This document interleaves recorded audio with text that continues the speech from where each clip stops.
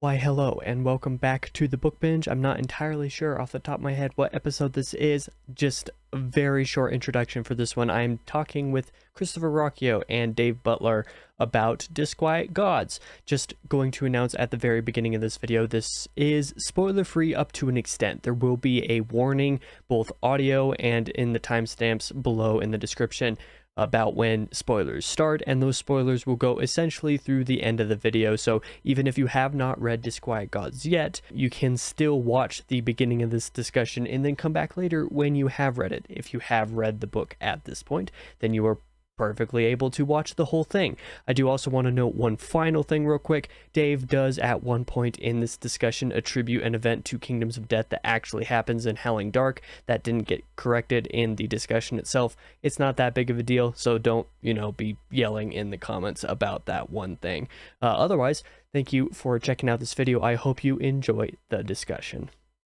Welcome to the discussion portion of this video. Today I am joined by not just Christopher Ruocchio once again, who I had on the channel a few months back talking about Disquiet Gods while it was kind of still in the writing editing process. This time we're going to be talking about Disquiet Gods amongst some other things with Ruocchio and DJ Butler as well. As Ruocchio's editor for this installment. So we're going to get a little bit of the behind the scenes look at the book. But first, I wanted to talk about some spoiler-free stuff, such as, DJ, I actually wanted to start with you for this first question. What was your experience reading the series ahead of, coming in for the editing process on Disquiet Gods? So I should note that I'm deliberately dressed to appear a member of Christopher's military unit. I'm wearing a Ruocchio uniform. Right. That is not an accident. I didn't have anything to dress up as my cameo character, so I just have a Sun Eater hoodie on. That's good. Well done. I like that. It was fantastic. I will tell you, I went on. I am on Christopher's Discord, but I'm very passive there. But I got super active while I was editing, which was a lot of fun. I don't think I said anything that was a spoiler, but I said lots of things that sort of felt like maybe I was about to say a spoiler, and basically angle raw meat over the bear pit, and Christopher's fans are going, no, you can't say that. Yes. I Which remember was a lot participating in of the fun. channel, so Yeah. it was an entertaining time while you were there commenting about the process. I'm like, okay. But also just how fast you read through the series too. I thought that was a little surprising, but that just comes from me. I'm really slow. Well, it's also like super unusual, right? Because publishing very often when you change editorial horses midway through a race like this, the new editor's not going to read to catch up. So Right. that Dave did this at all was a real blessing, and it was very kind of you, Dave, to do that. I really appreciate the extra attention and help with this one, because obviously things were like in a weird place with the series, and so I ended up in really good hands. So this could have been a real nightmare of a book to try and edit, and it wasn't.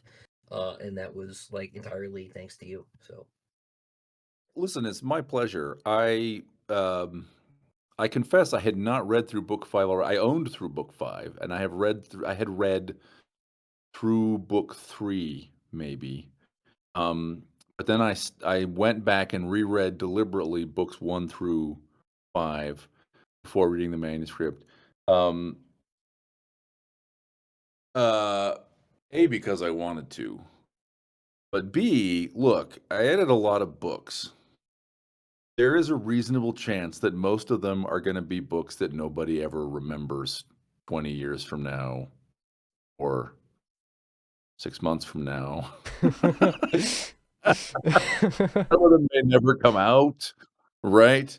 That doesn't mean I don't give them, love and attention, but, I think that, so from the beginning, it's been clear to me that Christopher, you're a very serious writer, and I think there's a good chance. I think it will be a good universe. We will be living in a good timeline if, after I'm dead, one of the things people say about me is like, oh yeah, he got to edit book 6 or book 6 and 7, maybe, fingers crossed, of the Sun Eater, right? Because I think that I have from the beginning had confidence they've had legs. Um, I there's an element of tongue in cheek in here. Christopher and I have spent many hours at Comic-Con booths selling books together. So, and I like to tell people, hey, if you want to read something that's like Star Wars but good, Yeah. or if you're reading something that's like Dune but good, Well, I hide under the table so that the Christopher random tries to reader look, doesn't kill me. Yeah. and My idea. but I mean it. Writers, we live in a I don't know. I should not take a lot of time talking, but we live in a sort of an unheroic age. People have are shunning heroic models in their art and looking for non-heroic or anti-heroic ideas about life. And I think that Sun Eater is a large, bold rebuttal of that kind of an aesthetic idea. And I think that's part of why, on top of its aesthetic excellence, that people are just that it continues to the ball gets bigger as it rolls downhill. It continues to pick up readers. So I wanted to be part of the success. It was not a check the box exercise for me. Okay. Oh, Well, thanks. I don't even know what to say to that. Gosh. Yeah, thanks. I like I said, it's like a really I've had a bit of a rocky run on the editorial front, let's say, and this was I mean, like, we've been friends for years, right? So like this was uh it was fun. Um, so Yeah, yeah, it no, was fun. I'm not feeling particularly eloquent after that. So thank you. I'm gonna go roll away. well, on that note, actually, since you just mentioned you were been on a rocky road as far as Sun Eater's been concerned on an editorial front. You know, as much as you can say about this, because some of this you can't exactly say on the air, so to speak. How was working with Butler versus previous editors? Because I know you've said in the past certain books were basically untouched by any form of editor, like Howling Dark and Demon and White, I think.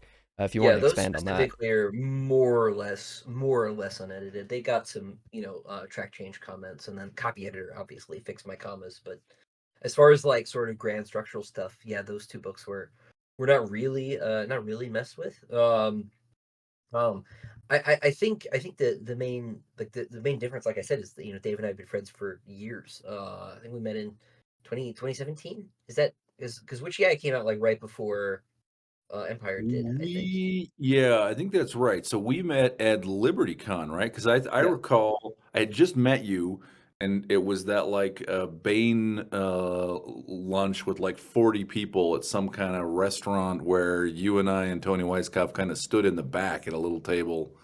Um, and I think I Yeah. had met you the day before, maybe. I think 2017. Yeah, I think that's right. And so we obviously, we've been friends for years, and so we like get along, which was a bit of an upshot because like I could, and we did like speak on the phone about like various things at length during the whole process, which was actually like kind of a new thing. As far as me working with an editor. And Dave also like sort well, the fact that Dave like really went in recently reread everything to make sure that things sort of made sense and fit together was like that was a new thing. Now, like, obviously, like when you're working with an editor, right? Usually, like, they have like other, Dave has other writers too, but they have other writers, and it's like a job, and like you can't always go back and reread 5 books in a week or 2 weeks or whatever to catch up on the new thing. It's not always practical. So I don't mean to like say that as a point against anybody, but like the fact that Dave did that was awesome. And Dave also, Dave and I are very simpatico on like a lot of ideas philosophically and things like that. So he understood like what I was trying to say, I think, in a way that my other editors maybe have not in the past, and that was really nice, to just sort of be understood. So because in that situation, then when the writing was unclear, we at least both knew where I was trying to get instead of pulling in different directions and the chariot getting flipped over, right? Right. So that was cool. And then like the big sort of editorial thing with this one was just the book was too long. Bane, when I turned it in, the book was 320,000 words, and Bane was very squirrely about that. They thought initially that was the longest book that they had ever published, and I knew that was not true. Liars. Yeah. They're not true. Yeah, it was not remotely close, actually. And so, because I worked there, I worked in the Bain office for 7 years, so I used to see manuscript files, and I know that David Weber's books are longer than mine.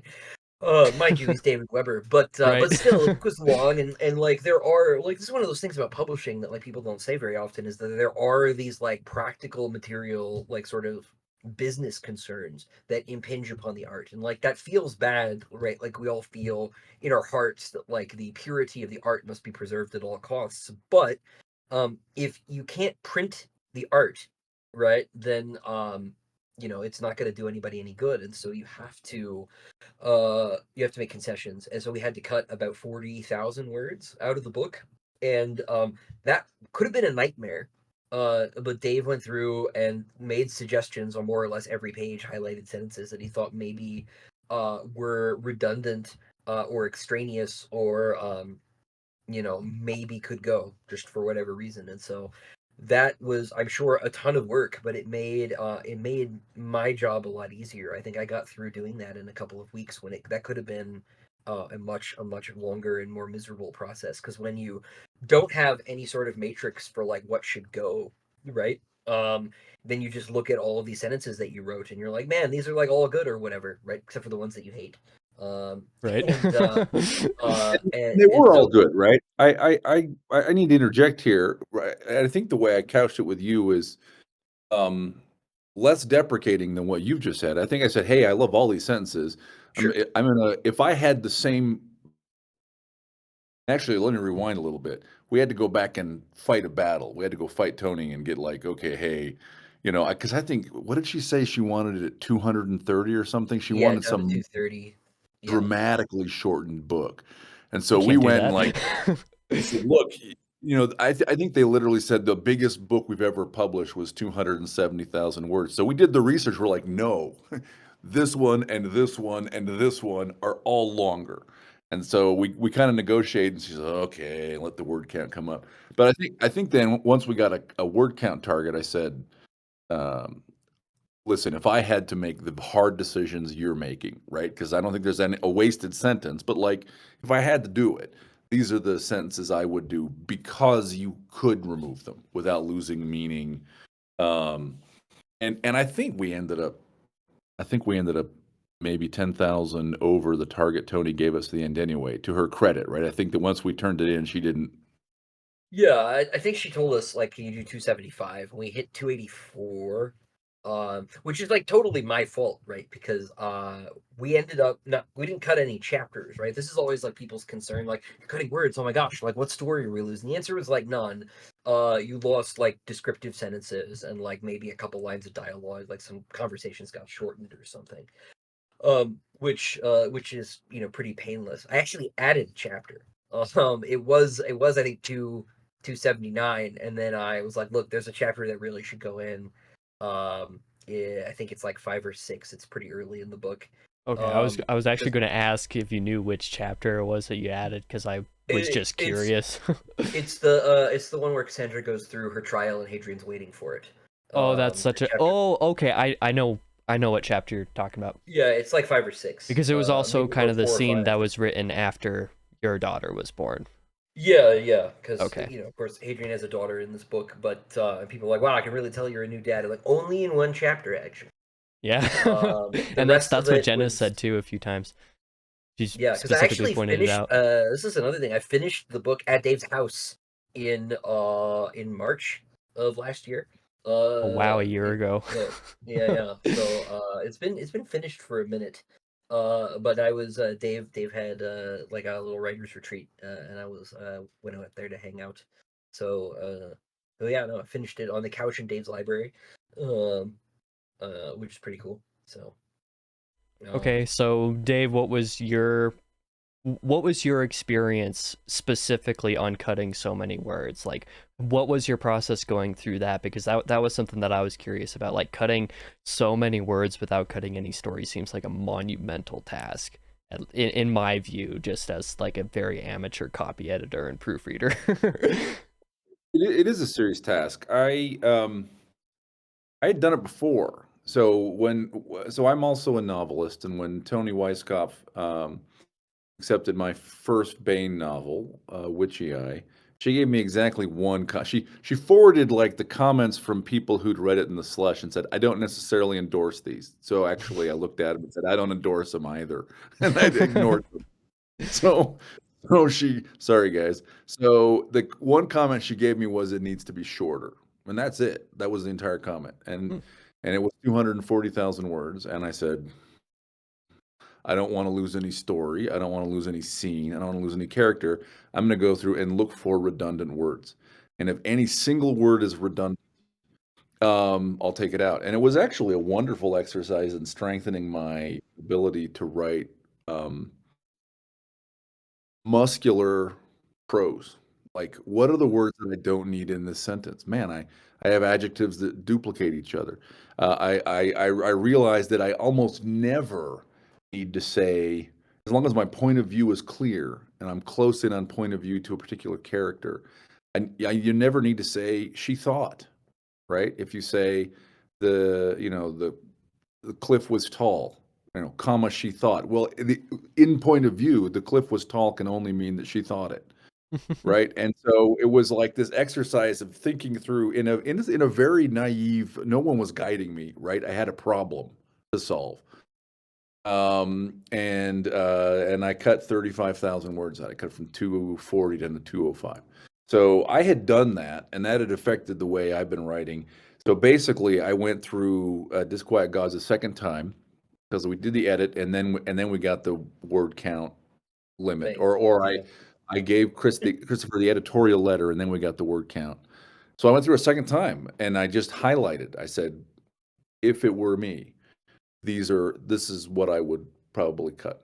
Um, and he did not necessarily agree, and right in even maybe the majority of cases, right? But I think Oh, what it my was the hope super was, majority, actually. Like yeah, I was like, yeah, I see your point, you know. There are a couple where I'm like, no, Dave, this one must stay. But yeah. But good, that's good, the process, right? Yeah. But I'm sure you're also yeah, probably the same way with me with my, little independent copy edit stuff for the books that I'm Okay. doing at this point. Because I can think like there have been a couple points where I think like, well, you've used like certain words or certain phraseology in a specific way too much in this chapter or whatever. Like maybe you should change some of this, and just as like a random point for a short story. It's like, not much on my end, but Yeah, so for a whole book, that's a lot. I just got story notes for a story that's gonna come out on Bane.com like any day now. In fact, it probably by the time this airs is out. Probably, yeah. Fangs of Owanos, which is sort of a prequel to Disquiet Gods. It's set during Hadrian's Jadian exile. I got 4 notes from the copy editor, 4 questions. I'm sure they didn't even forward me like comma stuff for a website story, right? But they sent me 4 questions. 3 of them I was like, I'm ignoring this. I'm ignoring that. I'm ignoring that one. The last one I was like, okay, we can capitalize Trojan horse. But whoops, my bad. But the other 3 I was like, no, those were all correct, right? People I think that having an editor means that you like lose control of the book at some point as the writer, and I think this is one of the reasons.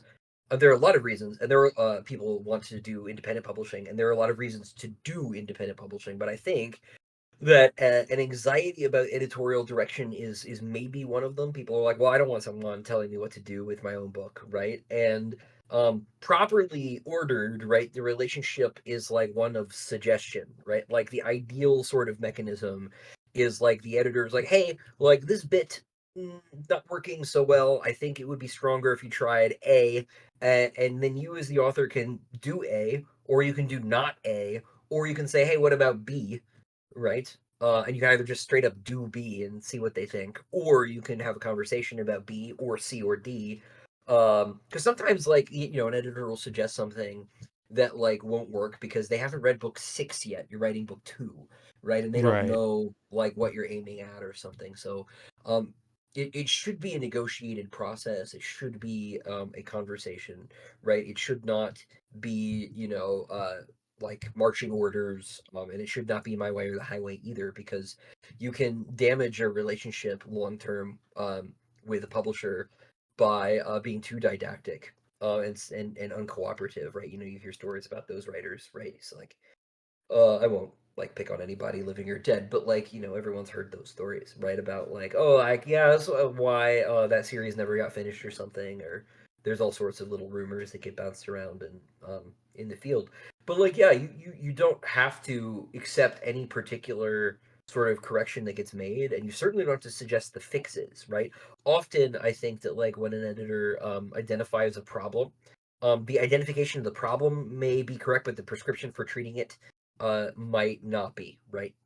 Often the And case, so yeah, and this even is in true of real like all life. criticism, right? Well, yeah, exactly, right? Like people like you did something wrong, and it like bothered people, but they might not have the toolkit necessarily, or like might not be providing the suggestion that like feels right to you, right? But like maybe there's still a correction you can make, and so yeah, no, like I hope I'm not like overstating things here when I was like, oh, sentence is redundant. Like that might be like one reason I felt like a sentence should go, but it's not like Dave's like Christopher's paragraph is garbage. You should destroy it. Um, Although if he did, I would laugh. But Uh, I'll put it in there twice now. Yeah, no. But no. It was really really quite painless. I don't even really remember specifically like what the round one corrections even really were.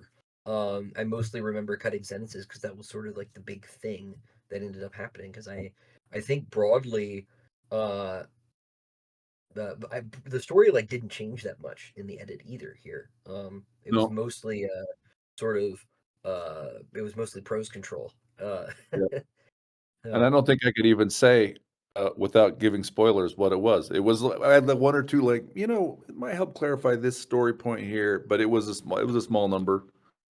Yep. yeah. Gotcha. So, this question kind of goes for both of you. I'm coming to learn.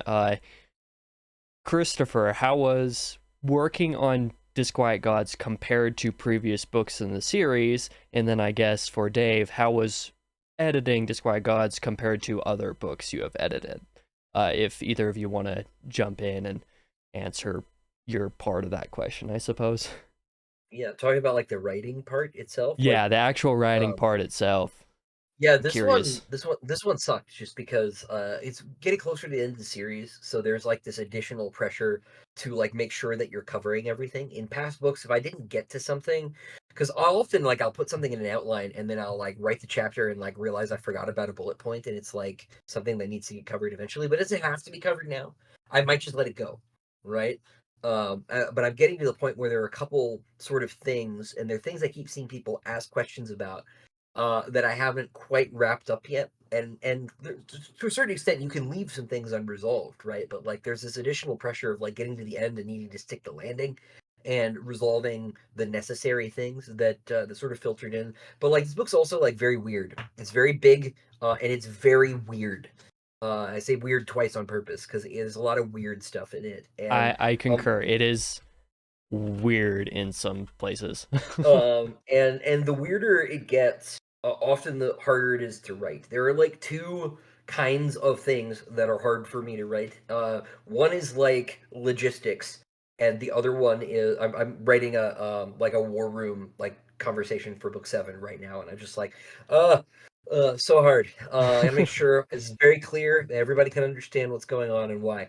And then the other stuff is like just the really like abstracted, removed from reality, strange stuff, right? We're dealing with like not time travel, but like time manipulation stuff, probability manipulation stuff. Like that stuff's hard to really get down in a way that's like clear and exciting, but also mysterious. Like, oh, there's stuff like that. You also don't want to like over explain, right? So like there's a lot of that in this book. So there was a good section sort of in the first third, and then right around the middle where I like locked down pretty hard. Chapter 40, I think I spent as long writing that one chapter as I did writing the entirety of Dreg's Vampire.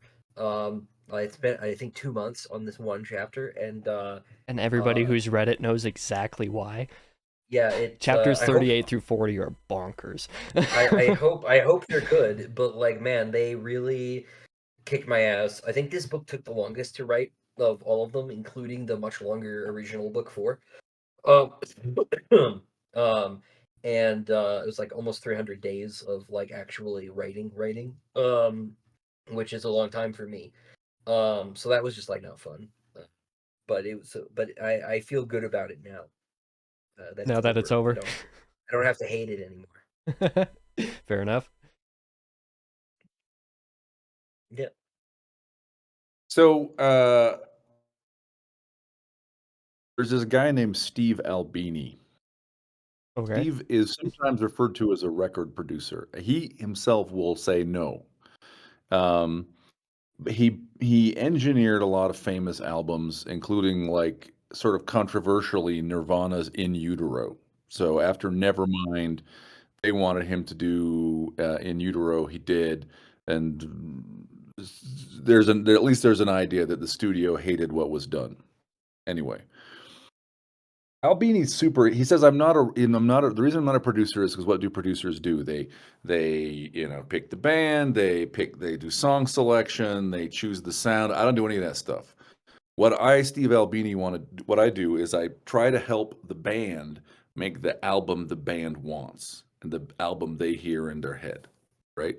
And I take that as my model for editing. I'm not interested. The world would be less interesting if everybody's book sounded like Dave Butler books. That would be less variety and texture in the world, right?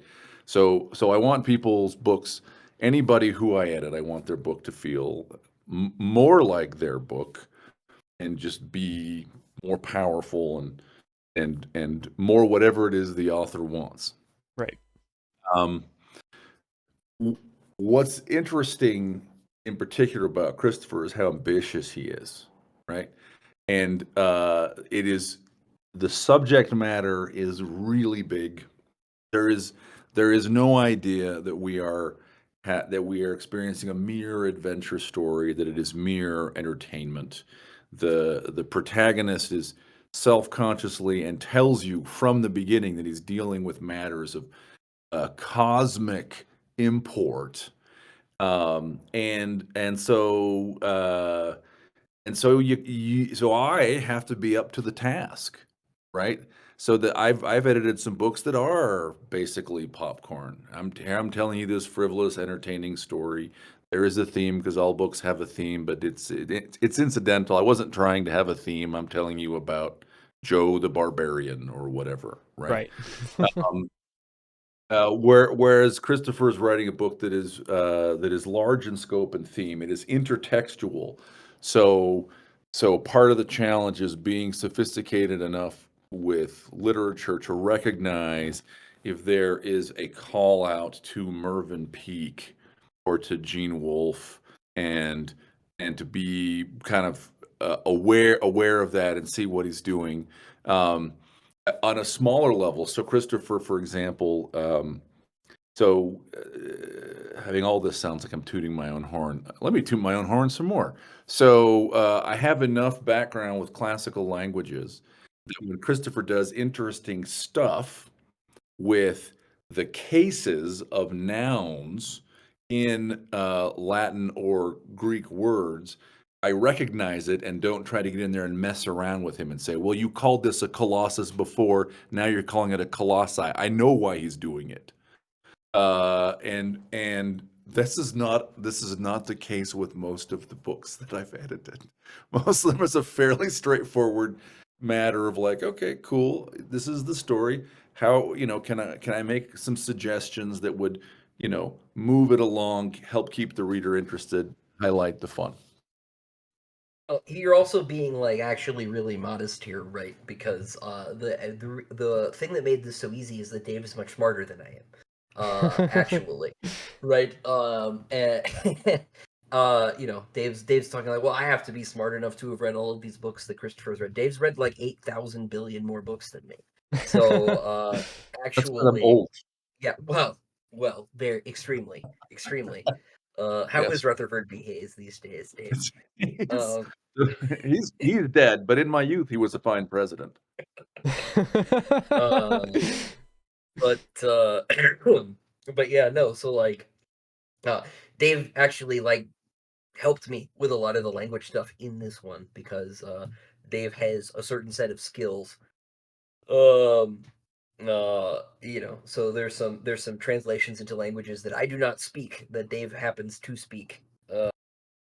Or at least read, and that was really helpful because I didn't have to go bother some college professor somewhere and try to get the answer for my emails.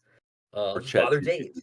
ChatGPT, yeah, as some have done. But yeah, no, it was. I mean, this is one of the reasons that it was like it was so easy, and it was so like I said, like Dave and I have a lot of like overlapping interests, and so it made specifically I think dealing with the subject matter, right, like easier because like Dave could tell me, Christopher, you don't need this whole Lord Dunsany poem in here, you can get rid of it, like you're overdoing it, man.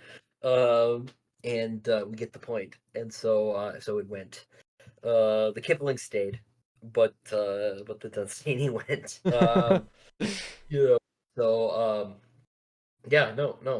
I'll just keep saying like it was just really fun. It was really fun to edit this one, and I usually like hate this part. I always hate the part I'm doing. Like right now, I'm complaining about writing book 7. Like I have to do this every day for the next 200 days. No, uh, but I did not feel that way. Once this book was like actually written, because I was belly aching a lot at Dave's house about scrambling to get this stupid book done. Once it was done, it was a lot easier than they've been in the past.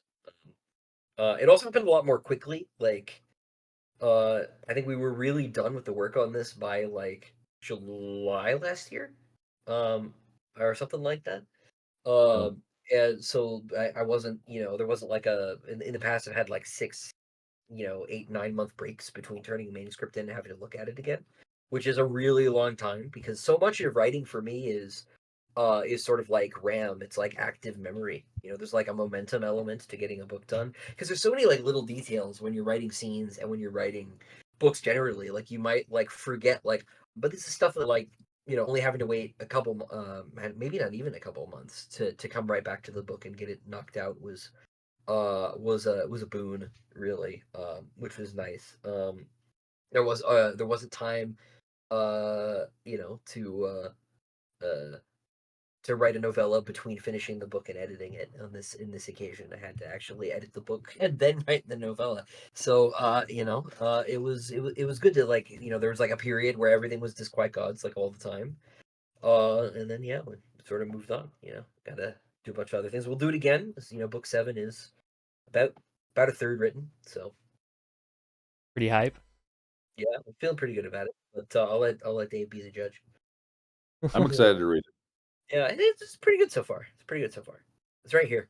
It's on the other screen still. I should like minimize it. To reflect off of Noah's Ark.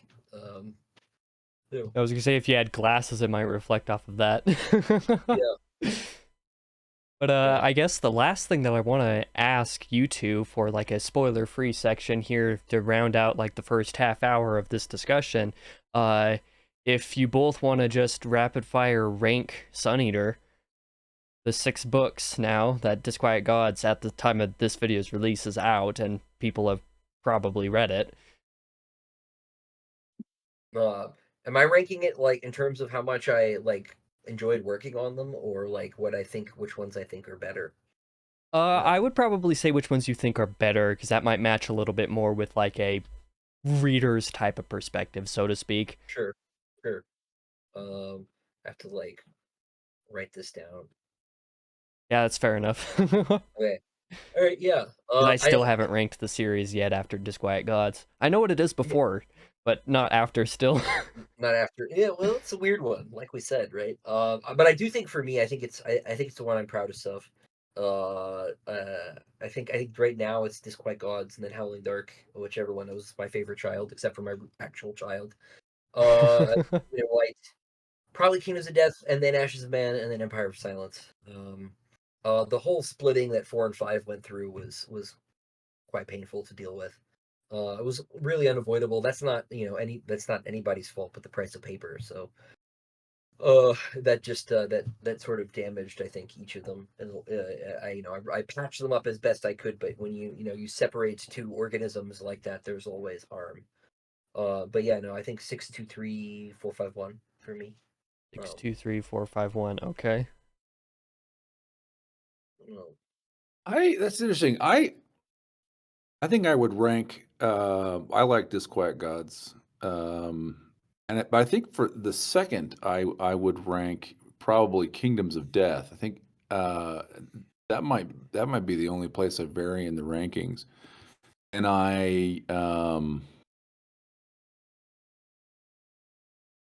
what's the right way to say this? It's a very cosmic book. Like that's a very like for me, those are the most cosmic ones where like the cosmic plot is really shining I'd through. There's agree. all kinds of Yeah. strands, right, about like what is humanity or the various plots, but like uh yeah, 6 and 4 are my top two, I think. Yeah, And because 4 is short, right? Is that the shortest one? 5 is marginally shorter, but it's within Or is like it? 3,000 words. yeah, Yeah. it's a handful Yeah, of thousand. they're So very close. yeah, They're that very that was close. something that I experienced actually. To your point, Dave, about Kingdoms of Death, I didn't realize just how cosmic it was until really reading Disquiet Gods, and then I was like, oh wait, yeah, that is actually a really big thing in Kingdoms of Death, and Right. also like a very like understated element blanketing everything in Ashes of Man too, to a degree that like you just don't notice while reading. Because I think about that as well, like in my video review for the book, which actually doesn't come out for a little over a week at the time of recording this, I say that like everybody compares Disquiet Gods so far to Howling Dark and Demon in White. Demon in White mostly structurally, but Howling Dark in terms of subject matter because of like the back half. But the first half of it is really mostly based off of Kingdoms of Death and then Ashes of Man, what they're setting up, and what is initially like really brought to the forefront in the big mountain scene of Demon in White in Act 2. So like there's a little bit you're increasing in sort of the momentum of the cosmic elements from the middle of book 3 onwards that I think is a little bit understated. Well, it'll be overstated in these last two books. Yeah, So, it's insane. It's insane. uh, And speaking of, I suppose this might as well be where we go into some spoiler-filled discussion all the way through Disquiet Gods. So, any spoilers for basically anything in the Sun Eater at this point is fair game. So if you haven't read Disquiet Gods yet, you should probably click off this video and read that first, and then maybe you can come back and finish this discussion.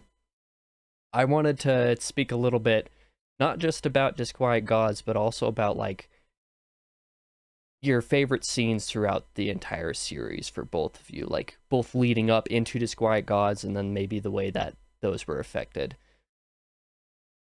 I don't know. I think my favorite. Uh, you said full spoilers, right? Yes, full I think spoilers, whole series. I think my favorite scene in Disquiet Gods is right at the end is Hadrian's confrontation with Brethren a second time and with Orphan because this is one of those things I've thought about for a really long time. Orphan's sort of been on the books for years, and so actually getting to write this like very like strange uh monster character was fun. Has been fun working on book 7 as well. Strange is Because an understatement too. it's just like very weird, right? And Orphan is weird. like weird is fun, right? And I'm trying to like lean into the weird increasingly because I'm tired of people constantly talking about the elements that are in common with the books that inspired me. Although that was like I made that rod for my own back, but I want to sort of get more out there, and I think this book gets there. You know, so There's nothing I like really Disquiet Gods that I know of, anyway. I hope so. Or I hope not. But that whole like last battle sequence was fun for me because these are all scenes I've thought about for a long time. But across the whole series, the first time he meets Karn was that was a fun scene for me. These are all like the scenes that I basically grew up thinking about in some form or other, right? I wanted to get into the whole as I was writing at the Coliseum and fighting Demon in White. The end of Kingdoms of Death, Velka's death. These are all things that I'd sort of been thinking about for a while, and so to actually to have it be the day that it's finally time to like do one of those things is always that's always a fun feeling for me. And like book 7 is almost like entirely those things because the Right. series is about book 7, so like I'm very You started with the captivated. end in chapter 1. Yeah, yeah. So I'm like very much in that space like the whole time so far, which I think is weirdly why it's been mostly quite easy to write book 7, at least this far. I haven't gotten to the weird stuff, so Right. again, like logistics notwithstanding, I just need to get through this chapter. Then it should get better again. Um, yeah. How about you, Dave? What are some of your favorite scenes from the series and Disquiet God specifically, if you want? Yeah, Disquiet Gods specifically. I love the city at the end of time. It's so great. I What a love sequence. the yeah, but it's a series of scenes, right? My brain exploded, chapters 38 through 40. That was just absurdity. In the Right. best way It's possible. right. It's very sort of Madeline L'Engle, maybe C.S. Lewisy in some ways. And what I love about the grotesquerie of Orphan is uh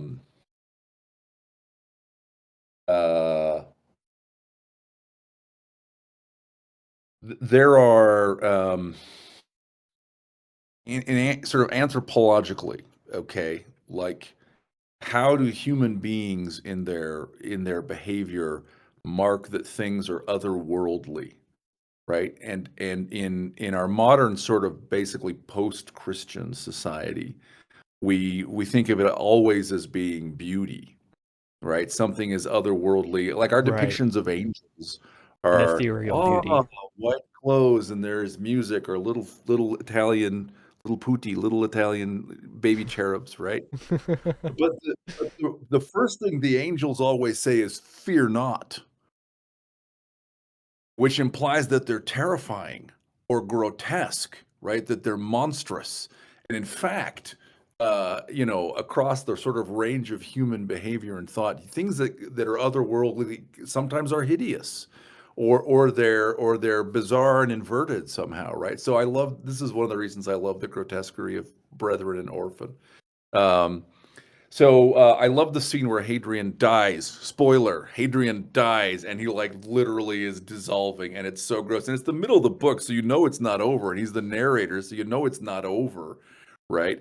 But It was such a crazy scene. I was reading in the very early morning in bed when I crossed that chapter 37. And like 38 through 40 is already insane enough, like just conceptually, but like to get to those chapters, you have to have Hadrian die again. And I audibly like shouted, "What?" And well, then I was I just was texting people like, "Again?" I think I immediately messaged Christopher, was like, "You killed him again?" Well, you would never think it would do it twice. Exactly. I was like, you can't just do that twice. Oh yeah. yeah, well, yeah. So I love that sequence in book 4. I guess the two books I like the most are the ones where Hadrian dies. So book 4, when I when I read it, my first thought was, oh my gosh, the Hadrian that I've been listening to all along is an extrasolarian creation, right? Like this is the answer. Like real Hadrian died. This is we're talking with, genetic and robotic construct Hadrian. So I love those scenes. The Karn Sagara scenes are always a lot of fun. The sort of chase through um, the chase through Karn Sagara's disintegrating headquarters in Book 6, where they're like like Karn clones falling like meat bombs from the ceiling and killing each other, and like it's uh, delightfully bizarre and grotesque. I've liked all the Colosseum scenes; have been fantastic. I think those are fan favorites, or the Colosseum Yeah, stuff. I I think the scenes where he is sort of negotiating his relationship with the woman he loves across their different cultural expectations are very tender and even maybe wise, talking about what do I want, what do you want, what are what do politics demand of us, how do our different cultures symbolize these things, what are we going to choose that that is good for both of us, a lot of great scenes.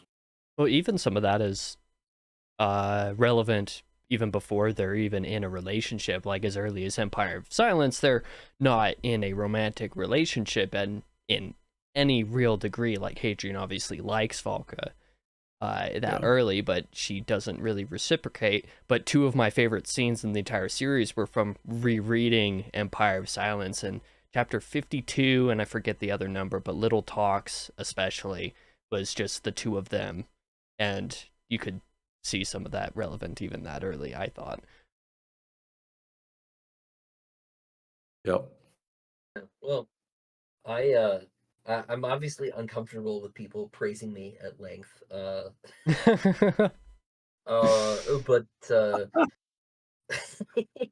But but thank you. And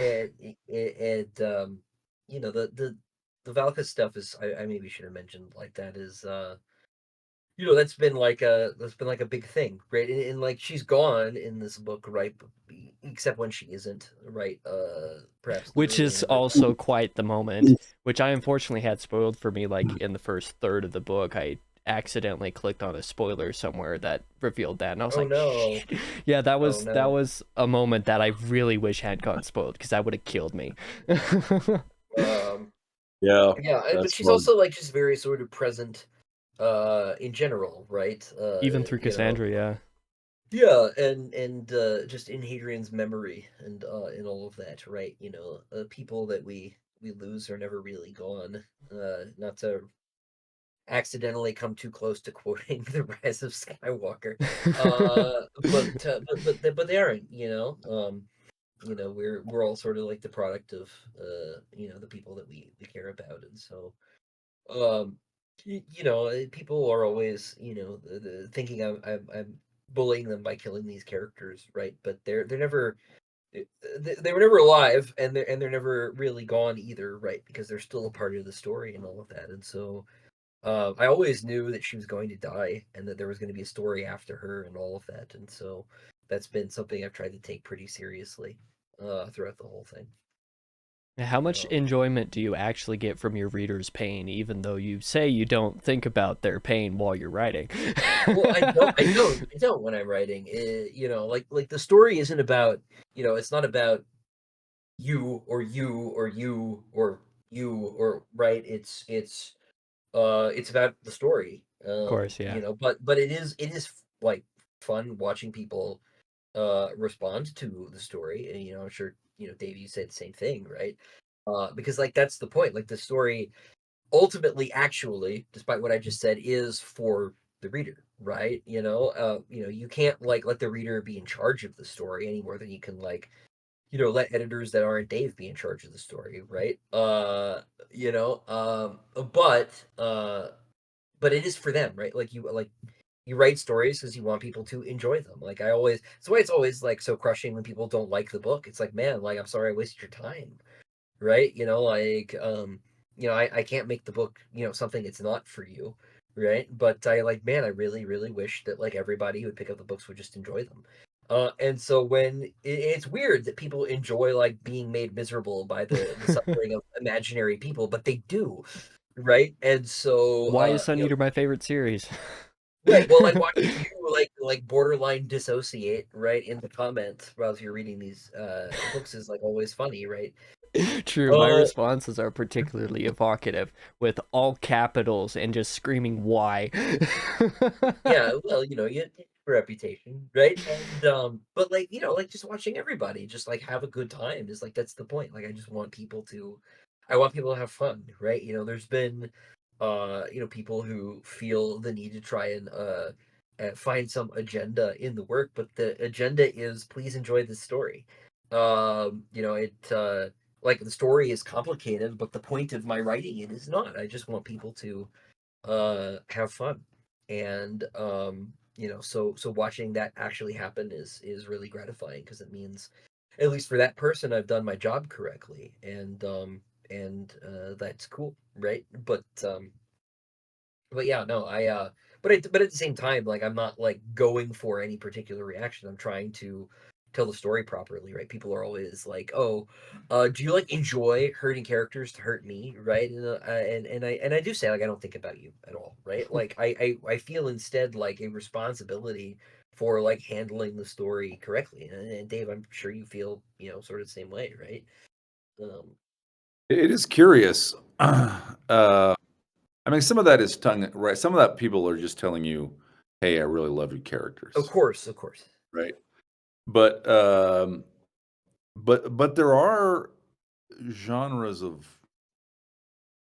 I guess I have to use the word literature, where that I think are mostly not served by traditional publishing. They mostly exist in indie publishing, where the protagonist is meant not to have any meaningful trials, where in fact the reader just follows the protagonist through the slice of their life, and the protagonist is meant to win at everything.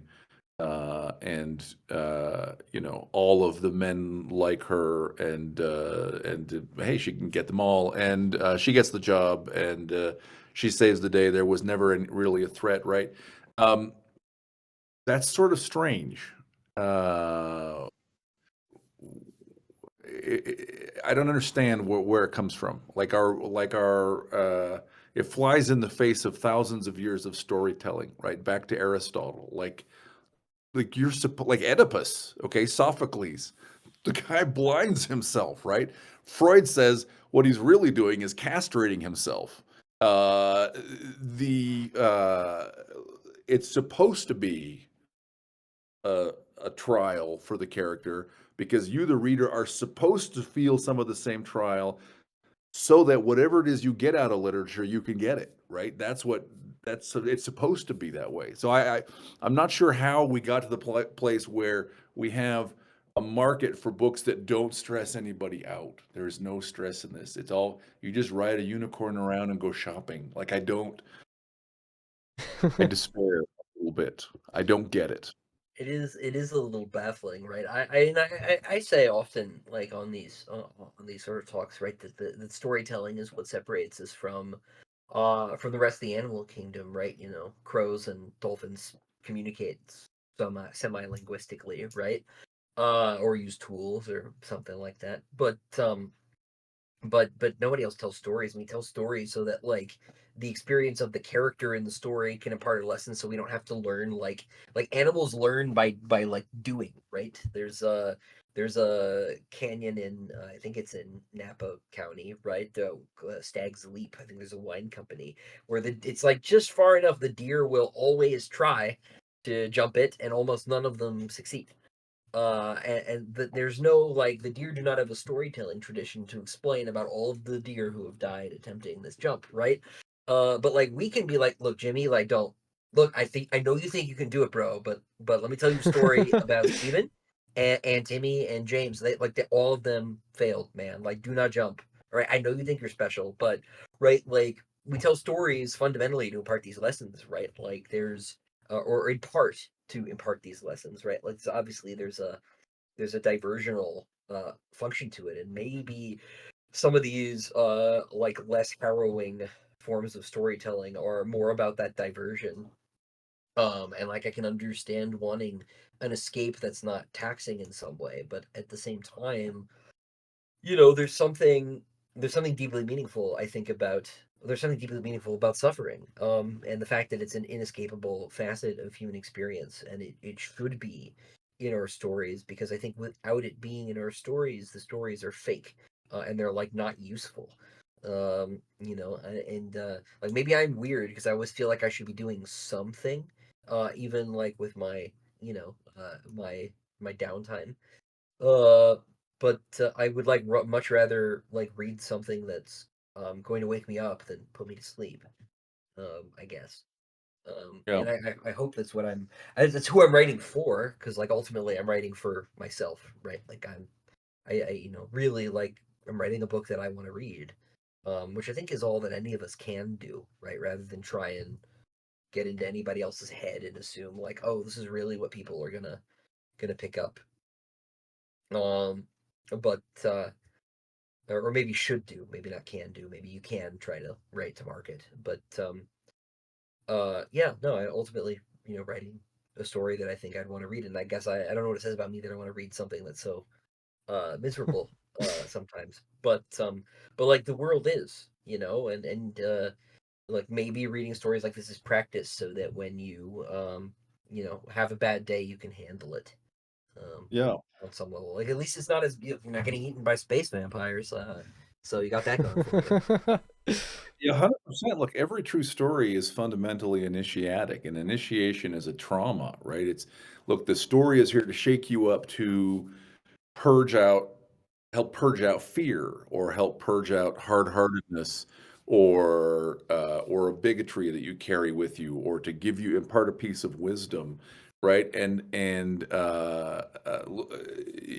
read stories of like, what primitive initiation rites look like. They knocked out your teeth and they punched you in the face and they circumcised you, and right, they're shaking you up to make you a new person. Every true story is a small experience of that.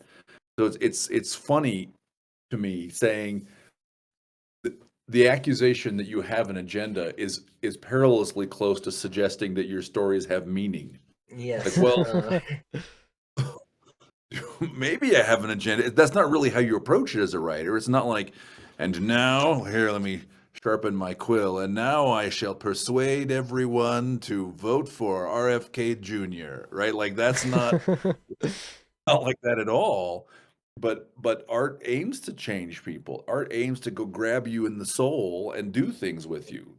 So is that Yeah, but kind of an agenda? Sure, kind of. I guess where I get rumbled by the sort of accusational tone, right? And this is maybe a tangent, is that is the implication there's something sinister about that, right? Yeah. Like I'm like not trying to mess with anybody, right? I hope the books like leave you feeling better about the world or yourself in some way because you just read a book that you liked, right? And like maybe you had a thought, right? And maybe that thought is important to you in some way.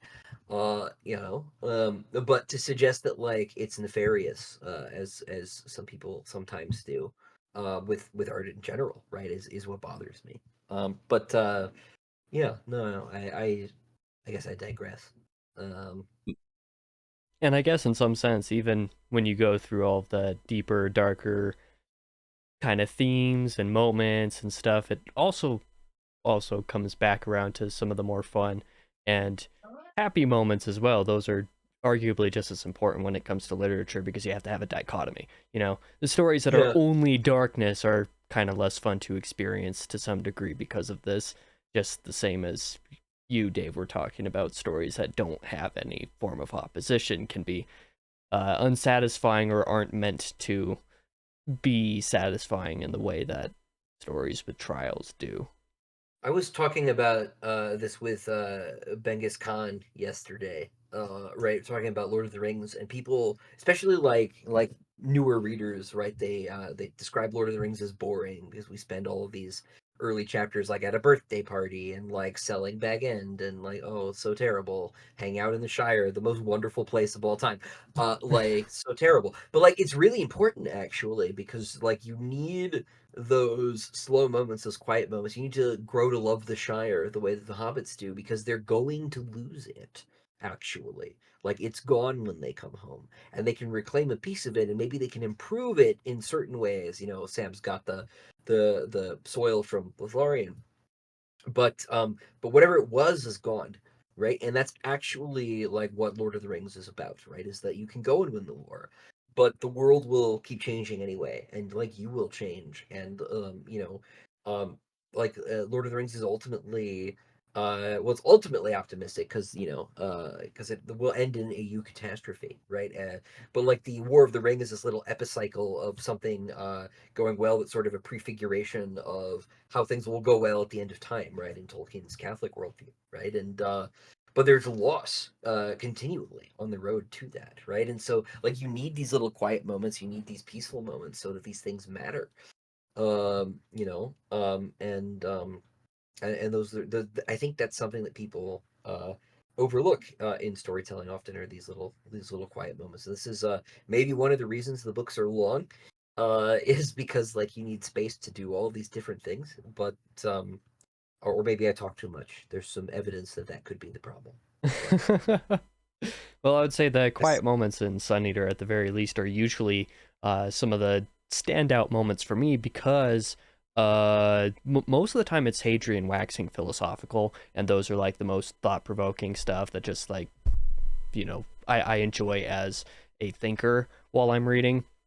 A good moment to, really pinpoint in this is chapter 9 of Queen Amid Ashes, where you have the novella, but then you have chapter 9, which is really short, but it's like the best chapter of the entire story because of the way that Hadrian reflects on the story itself and waxes philosophical on it.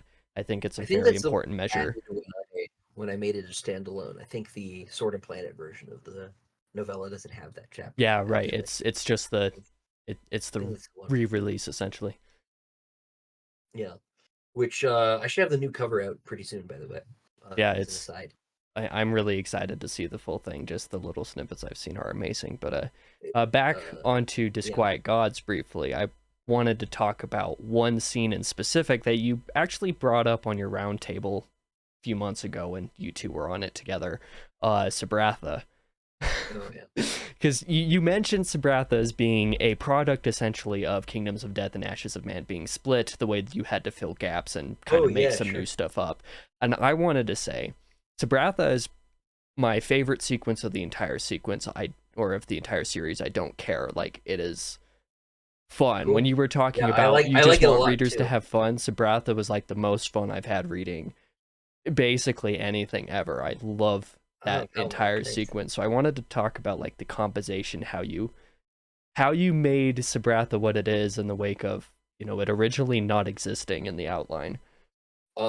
Yeah, so yeah, it did not exist originally. When Kingdoms of Death was one book, the Cartea section in Ashes of Man was like one chapter, and they like got there and they saw the Emperor and they left. They're like, "Here's your job. You're going to Ganelon.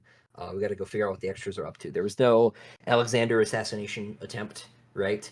By which I mean he's behind it, right? Or and there was no meeting in the old city with the emperor. There was no Hapsis or any of that stuff because um uh the hook basically for with the Watchers was going to be a little bit different when we got to book 5.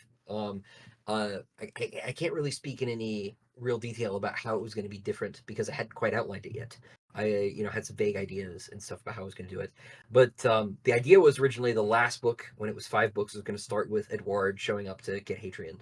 And then we were going to go from there, and that was going to take us to Burgos. So somehow, and then we are going to get to Godolphin and finish up the story in one book. Back when it was 5 books, but the splitting of Kingdoms of Death into 2 books did a lot of things that messed up my contracts. In the real world, Famously. but Or it's infamously rather. yes. Uh, Yes, and then but it also left me with this problem where I had now like two like shattered books. And Kingdoms of Death was easier to put back together. I added like two chapters, I think, to it right at the end, dealing with like the sort of journey from UA to Cultus, and basically wrapped it up. I turned that around in like 2 weeks. Like it was basically like after I got the news, the book had to get split. I cursed a lot privately, and then figured it out, and I turned Kingdoms of Death, the one you've all read, around pretty quickly. Ashes of Man was a bigger problem because it didn't now have like a beginning. Because basically I had like the back half of the culture section where Adrian like goes back into Imperial civilization and then leaves, um, and then goes to Nessus and Cartea and everything. But there wasn't really a lot of connective tissue there, and like something interesting needed to happen because otherwise there was like this weird like middle book section where we're like recovering from the sales in captivity section and like trying to move on, but like something had to actually happen. Now it was the beginning of the book, and so the whole like Hapsis plot uh really was stuff for a standalone novel that I was thinking about writing and may still write, that I sort of like, okay, well, what if we like clarified some of this stuff and like actually brought it into the timeline now instead of left it for a future project. So I did that. um, and then that meant that's what I had. That meant when I had the conversation about or the original book four getting split into four and five, I asked if book five was going to get split into six and seven, and they said, "Well, maybe we'll see." Right? And I didn't get a concrete answer on that until well after I needed to start book six. So I started book six, and I made a guess, and that guess was we'll split it, which ended up being what happened, but after a lot of pain and frustration.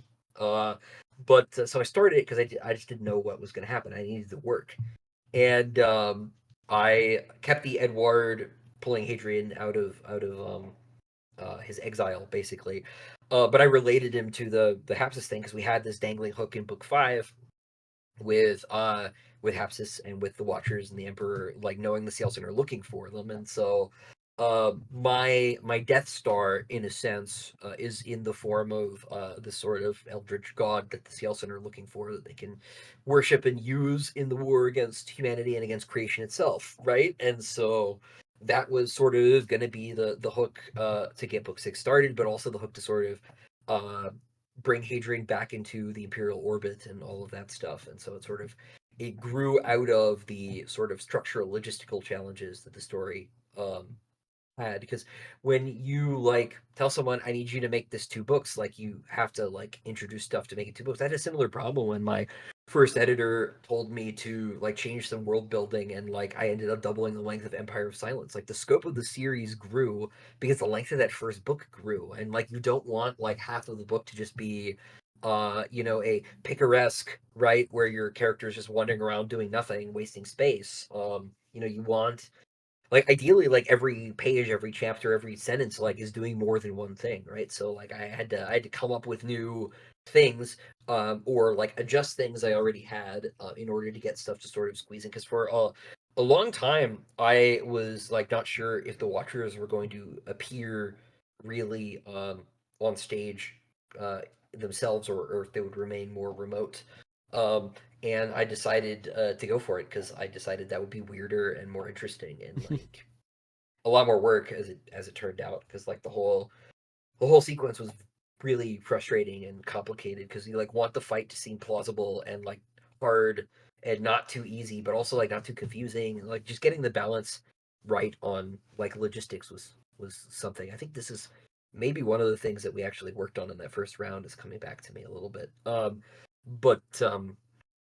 But it was sort of an accretive process. But I also like wanted to do more space archaeology. It had been like a long time, and he of course has to do it without Valka, which is a bit of a bit lame. But here we are. So, It's a bit depressing. yeah, But I like the way it reflected on what is it, Mother of Monsters? Is that the title from the Volume story, 3? yeah, yeah, Yeah, tied yeah, that you back in. Yeah, that was specifically sort of reflected on that a lot. a dress rehearsal for a lot of that. So writing that story was sort of practice for Disquiet Gods. Yeah, that makes sense because it's very. I always, when I was reading it, when I read through that sequence of Sabratha, I actually was telling people, I was like, I don't know why Rockio didn't actually just straight up tell people that they should probably read Mother of Monsters the way that you tell people to read Daughter of Swords, because like it kind of opens up that sequence, in my opinion, in a lot of ways. Yeah, well, they can go read that story. Yeah, they can. And It's I in Tales recommend Street. they do. I've said that in both my video review and my written review, actually. I give all the side stuff that I think people should read before Disquiet Gods. Speaking I of, Dave, what of the side material have you read, if you've read any of the novellas or short stories? I have read almost none of it, actually. So, to my shame, I need to read it. It's really I good. have read. I I expect so. I'm not. In fact, this might even be. So there is a Sun Eater short story in Worlds Long Lost, right? Yeah, But it's that very tangential. If I'm remembering right, I that think that's is the only Mother one. of Monsters. Yeah, that's the Oh, one that's he's Mother of talking about. Monsters. Oh Yeah, yeah, okay. Sorry, I've read Mother of Monsters. Oh, well, that's one of the good ones. there you go. Yeah, it's supposed to the bad ones, Casey. Yeah. Well, it's one of the good ones for book 6. Yeah. I'm just messing with you. But yeah, no, I try really hard not to like make it sound like those were mandatory. Right, Maybe they are, right? Maybe I'm like not doing a great job at making the books stand on their own. But like I don't want people to feel like they have to chase through the sort of ant farm labyrinth of extra material in order to keep up with the books. I don't want it to seem like homework. right. Which is one of the reasons I don't like tell everybody to read these stories. Like it would be cool if everybody read everything. But at the same time, like if you just read the main books, I think that's more than my wife has done. Haha, I got him. But Managed to sneak it in.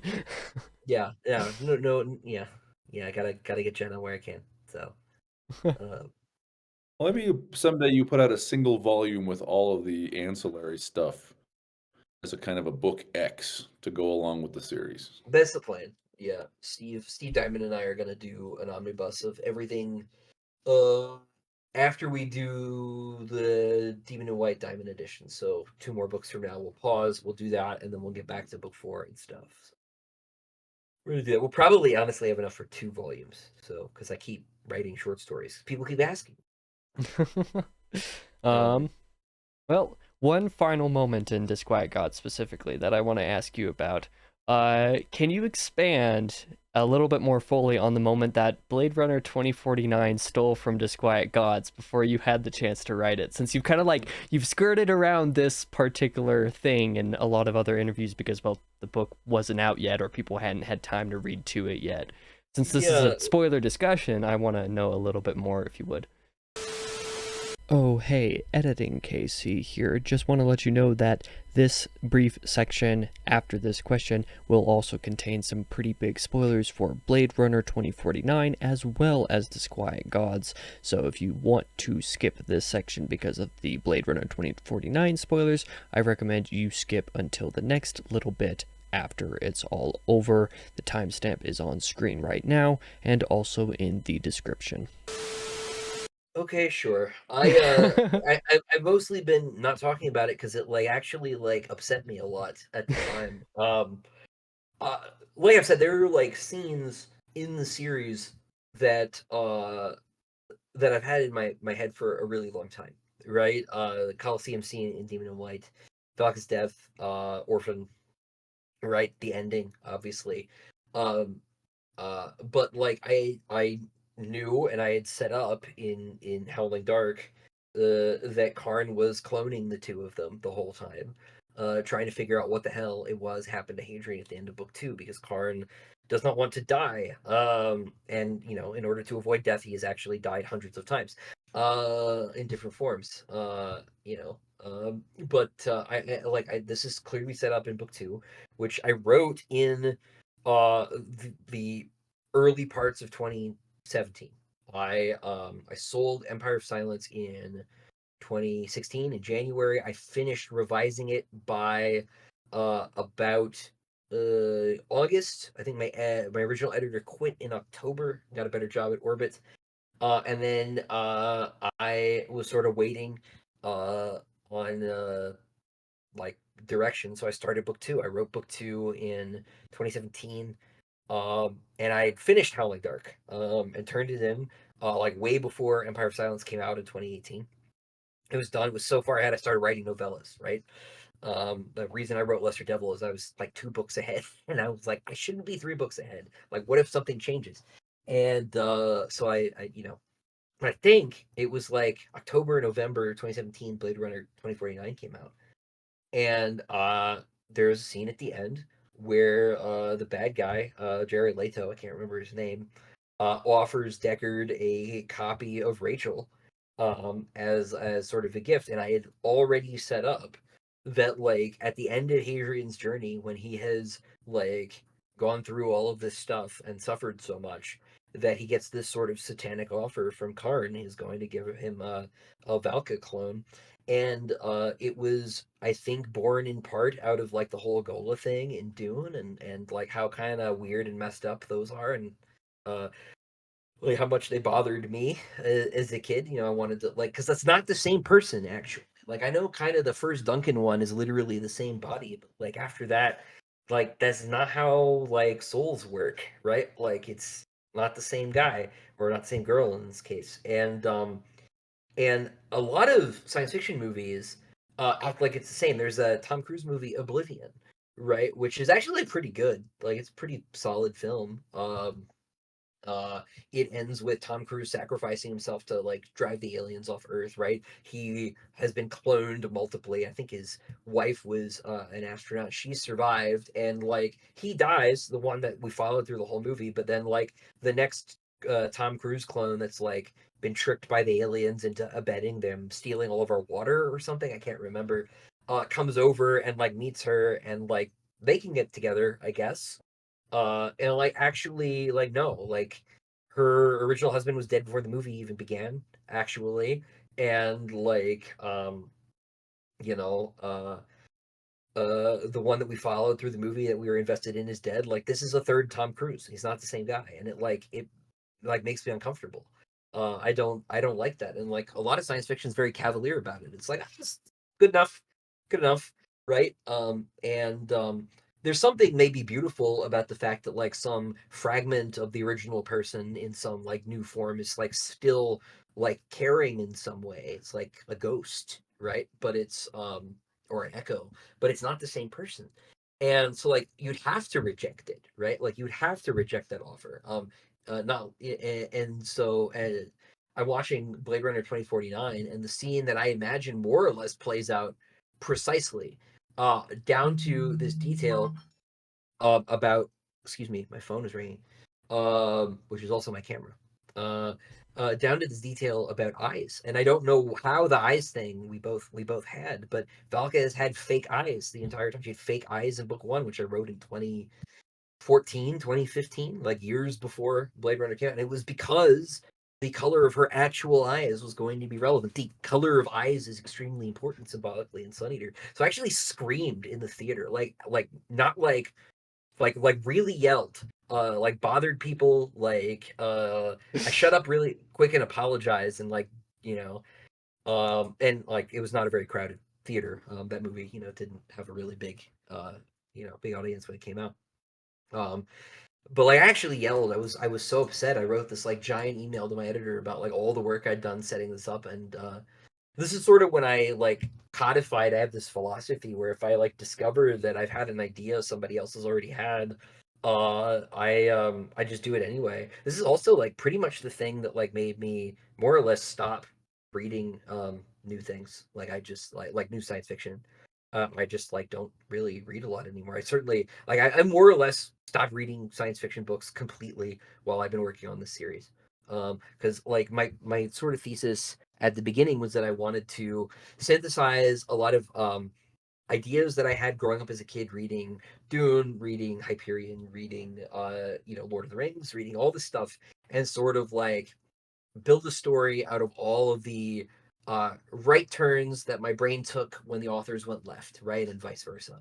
And but like I didn't want that to keep happening, and I've just sort of stopped. I read like nonfiction now, or you know, or I'll read things I've already read, but I've sort of stopped because I like don't want this to happen again. And because it was like very upsetting actually. It was like not a fun thing for me. But like I said, I decided I was just gonna do it anyway, and you know, uh, it was frustrating, but you know, I guess it's in a weird way reassuring that like Hampton Fancher and Denis Villeneuve had like the same idea that I had, because like they're they know what they're doing, right? Whatever my opinion of Dune Part Two may be, you know, but at the same time, yeah, it was very sad that I wish it hadn't happened, but I'd done the work setting it up, and I wasn't gonna like not do it because like all the little pieces were there already and had been well before. So, I expect a lot of people are like not gonna believe me when I say any of this, and that's fine. I can't control other people's thoughts. So Well, I will say I'm glad you actually still went for it anyway, because the scene was very disconcerting. Just foundationally, not just oh when yeah. Valkyrie appeared, but the fact that you use the eye color after making a specific point to say the eye color for Cassandra so many times throughout the book, and that actually be like a really important point at the end. Like, that was the heartbreaking moment, because I had already been spoiled by that point that Valka would return in some capacity as a clone. I'm like, okay, well, that didn't hurt, but the eye color part hurt. So Yeah, it just storytelling is hard, right? And like it is the case that like a lot of ideas have like already been played out in other places, but to see one like come out the day of, right, like while you're in process on the project is it was like not fun for me. I love Blade Runner 2049. I think it's great. I much prefer it to Dune 2. Haha. But uh, but it was still like it was still pretty not fun for me. So well, I Yeah, respect it. yeah. It's very interesting, isn't it? I mean, it's sort of like a misunderstanding of the Turing test. Like, if I can't tell the difference superficially between the fake and the real, then there is no difference. And it's like it's also weirdly almost solipsistic. Like, okay, Tom Cruise is dead, but this new guy looks just like him. So cool. He's the same. it's fine. It's Only fine. my Yeah. universe matters. It's very it's very strange. Yeah, I'll say in some sense it's almost selfish, even if you take it from everybody else's perspective, the way you put it. If the thing looks the same as the thing was before, even if it's a different thing, then the selfish reaction is like, I'm not even going to think of it differently, or else I'm yes. just, there's like a cognitive dissonance that arises if you don't treat it the same. And I think you're right to use the word thing. I think it turns all other people into things. Like, all that matters is the external appearance of this man. He externally appears to be my husband. Cool. Done. Right. Right. It actually matters to him, right? Because he's still dead. I remember I had this argument with a roommate of mine who I love very much, but he's like one of those friends who will do the like really like got you philosophical arguments thing. Mm. And he was like, suppose that there was an exact copy of you. Like, how would you know that you were the real one? And I'm like, because I have a continuity of memory that goes all the way back to the beginning of my life. And he's like, well, so does the other one. And I'm like, okay, sure. His are fake, right? Like I know I'm me. Because I was me the whole time. If you present me with a clone, like it probably thinks it's me, right? Now, like you've told me in the setup for this that I am me, right? So I am assuming that I have like just encountered, like maybe I'm the one being a little bit weaselly here when I'm like, I know it's me because you said I'm me still, right? But Sure. like You if can't I am tell the real from the fake. One is still the real and one is still the one fake. one is still the real one, right? Like it doesn't matter that you have a print of the Mona Lisa, right? The real one is still in the Louvre, right? And like the print is great. Like it might be bigger actually. Like it's quite a small painting, but like it's not by Da Vinci. He did not touch it. He did not, lavish his art upon that piece of canvas on your wall. A Jiggly printer did actually, right? And while like to your eyeballs, like it is, like pretty similar. It's not the same thing because like it doesn't have the same continuity. And like when it's people, this is especially troubling because you're supposing, and this is why like I made this scene like especially gross too, right? Is like if you like look, we made her better, she'll do what you say, And right? Hadrian is actively like, no, shut up. Like that's And Karn doesn't actually worse, understand. right? And there are people who it does not occur to that this is gross, right? Like those people are real, right? Like what's the problem with selling them if people want to buy them? Is the logic that so many people have about all sorts of things these days? Like it's you know it's not good. you know and so like maybe actually it like kind of does need to be that gross on the page so that people get the message, right? It's not the same person. um you know and so like it's thematically quite important too, right, to like the whole series, because so much of it is about like what is a person and like what makes a person and what makes them that person, and like where's the line between human and not human? At what point do you cease to be the person that can you like put so much hardware in your head that you are actually dead, right, and something else is walking away with what's left of you? And like why is Hadrian different? Why is the process that he goes through not the same thing? Yeah, why uh the way he reflects on himself dying not just once but twice, and actually coming to think of it now, the way that you're putting it, the fact that both times he comes back, he is not the exact same thing that he was before. The first time it's his opposite arm that was cut off. The second time he looks like an entirely different but sort of related version of himself, and he has to grapple with that in the sort of same vein. Like how yeah. much of it is me, you know? Yeah, and why, right? Because I basically am of the opinion that Hadrian is still Hadrian, right? He's not a Chantry, he's not an extra Solarian clone, although the Chantry thinks that, right? Right. Dave's supposition here is actually a pretty important plot point here in these last couple books, and because of course they've thought that the whole time, and so this was like really important, so I couldn't get rid of it because it was really important. And yeah, so hopefully that covers it. I just it's like it's maybe the most upsetting thing about the whole process of working on these books was that scene um uh happening in in something before I got to it. Well, I um think the irony of it all is you make the point of it being a very important moment, not just for the series, but like as a theme of the human condition, I suppose one could put it. Because even though the vast majority of my like writing ideas and stuff goes into my way too big epic that I'm sort of composing, but the third story that I wrote and like actually completed was a novella about doppelgangers.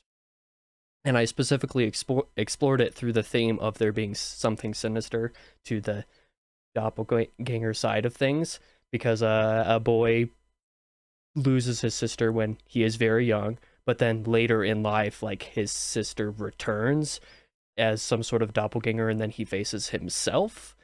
It's a different version of him. It's not him. It's just another thing.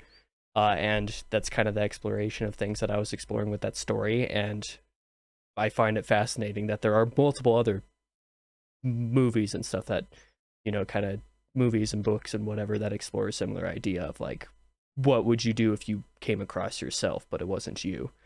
Well, it's almost like these ideas exist in a like platonic state, and they like pop into people's heads. Uh and Like, what would I yeah. do if I saw me across the Um room? oh, I just mean like like the fact that these story ideas Right. emerge spontaneously in different people from other place almost.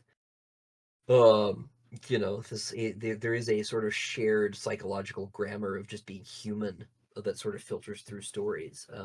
Like the eye thing is super weird. Like that of all things would occur independently. It's such a minute detail that it's a significant detail, but like it's that's very curious. I sometimes wonder if it's not because I hadn't watched the first Blade Runner with the eye scene, you know, like so many times. I was just thinking about eyes in the context of you know, science fiction and storytelling. But yeah, no, it was all tough.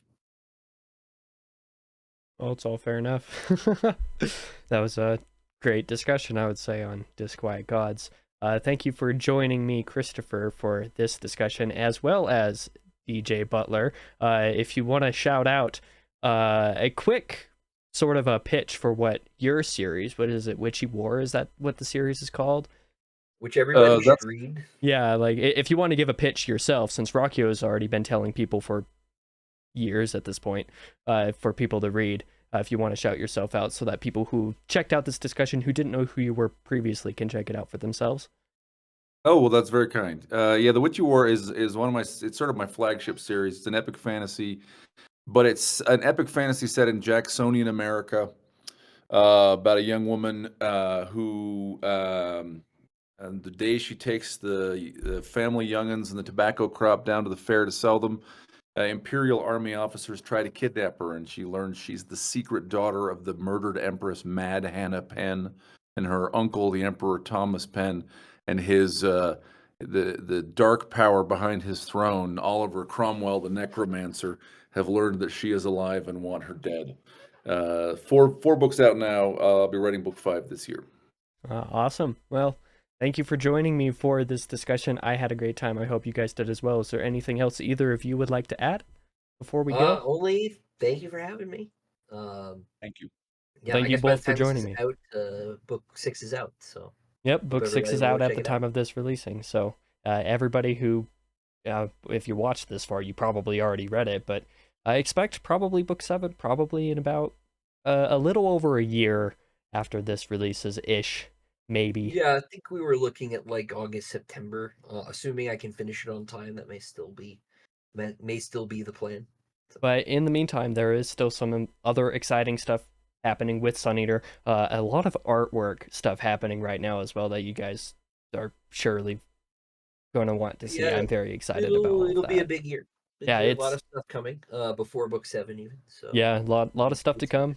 It isn't the year of the Sun Eater 2 Electric Boogaloo for no reason. So with that being said, thank you guys for joining me, and thank you guys to the viewers for watching. I'll be back in the next video. Bye.